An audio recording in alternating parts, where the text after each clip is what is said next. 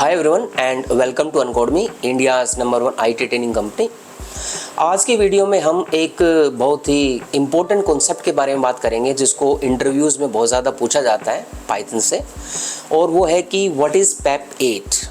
PEP 8 का मतलब क्या है?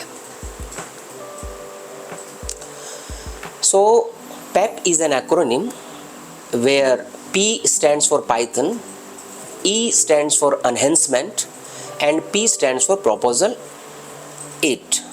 So it becomes PEP 8, Python Enhancement Proposal 8. PEP 8 or PEP-8 basically it's a coding style guide for Python programming.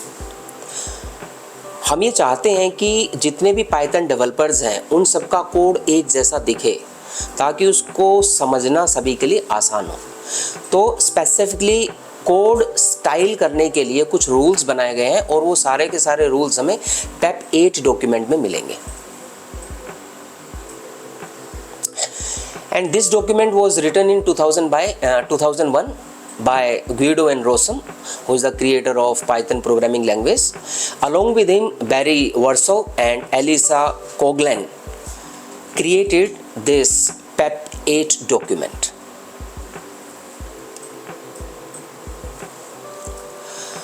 Now I will discuss some important guidelines related to PEP 8.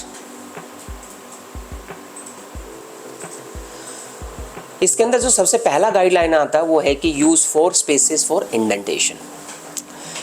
ऐसा नहीं है कि हमें 4 spaces ही use करना है indentation के लिए। हम चाहें तो 1 स्पेस, 2 स्पेस, 3 स्पेस और मोर देन 4 स्पेसेस का यूज़ भी कर सकते हैं। लेकिन क्योंकि हम चाहते हैं कि सभी पाइथन डेवलपर्स का कोड एक जैसा दिखे, तो ये कन्वेंशन है कि आपको 4 स्पेसेस या 1 टैब स्पेस का यूज़ करना चाहिए इंडेंटेशन के पर्पस के लिए। सेकंड गाइडलाइन जो है वो लाइन लेंथ के लिए है कि एक लाइन के अंदर कितने कैरेक्टर्स होने चाहिए, and the limit for that is 79 characters.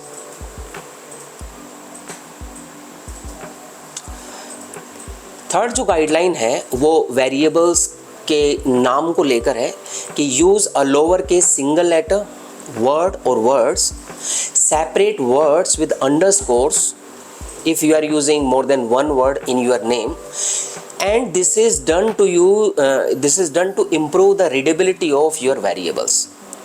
So for example, इस गाइडलाइन को यूज़ करके आप इस तरह के वेरिएबल नेम्स रख सकते हैं जैसे x, where, और अगर हमारे वेरिएबल नेम में 2 वर्ड्स आ रहे हैं तो हम उनको स्पेस के साथ सेपरेट नहीं करेंगे, हम उनको अंडरस्कोर के साथ सेपरेट कर सकते हैं जैसे पाइथन अंडरस्कोर वेरिएबल।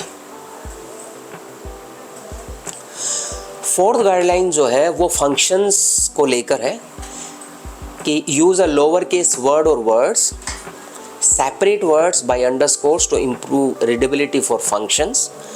कि फंक्शंस के जो नाम हैं उनको भी हमें लोअर केस में रखना चाहिए, और अगर फंक्शन के नाम में 2 या 2 से ज़्यादा वर्ड्स हैं तो उनको भी हमें अंडरस्कोर के साथ सेपरेट करना चाहिए।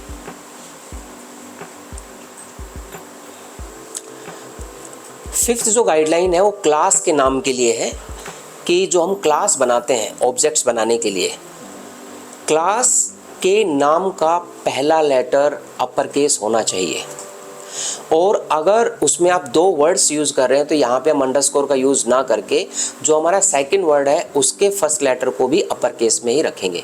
जैसे कि मॉडल में जैसे आप देख पा रहे हैं कि मॉडल में M अपर केस में है।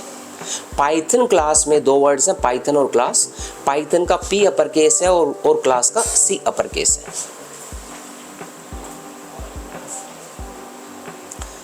So thank you very much.